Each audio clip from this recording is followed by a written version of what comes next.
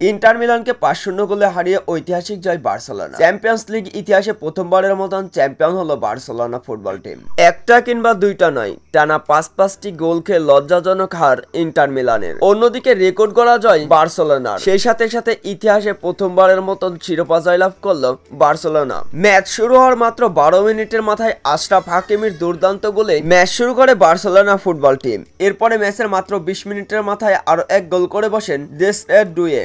এরপরে ম্যাচের দ্বিতীয় অর্ধে মাত্র ৬৩ মিনিটের মাথায় আরো এক গোল করে বসেন দেসরেদুয়ের জোড়া গোলে অবশ্য এগিয়ে যায় বার্সেলোনা ফুটবল টিম। তবে একের পর এক বার্সেলোনা গোল করলেও গোলশূন্য থাকতে হয় ইন্টার মিলানকে। ম্যাচের ৬৩ মিনিটের মাথায় ডুয়ের গোলের রেশ কাটতে না কাটতে মাত্র ৭৩ মিনিটের মাথায় আরো এক গোল করে বসেন বার্সেলোনা। কাবরাটাসখালিয়ার দুর্দান্ত এক গোলে অবশ্য ৪-০ গোলে এগিয়ে যায় ম্যাচের মাত্র ৭৩ মিনিটের মাথায়। এরপরে ম্যাচের ৮৬ মিনিটের মাথায় আরো এক গোল করে বসেন বার্সেলোনার ফুটবলার সানি মায়েলোর দুর্দান্ত গোলে অবশ্য ৫-০ গোলে জয় পায় বার্সেলোনা ফুটবল টিম। ইতিহাস সেরা এই জয় বার্সেলোনা প্রথমবারের মতন জয় করে চ্যাম্পিয়ন্স লিগ শিরোপা।